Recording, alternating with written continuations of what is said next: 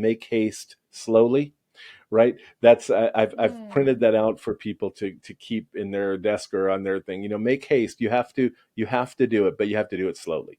Uh, Change Mm. doesn't come in big dramatic sweeps. It comes in really Mm.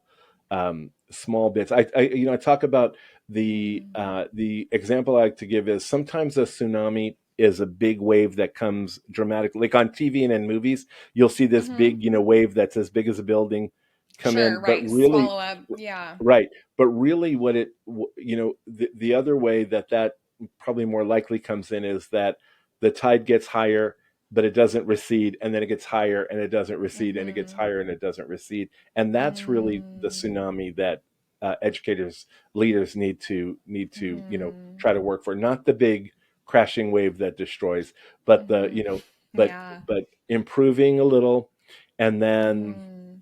not falling back, and then improving a little bit more, and not falling Yeah. back and improving a little bit more. And that also is Yeah. more humanly possible than creating bunches of big Right. waves. Bunches of big Right. waves. Right.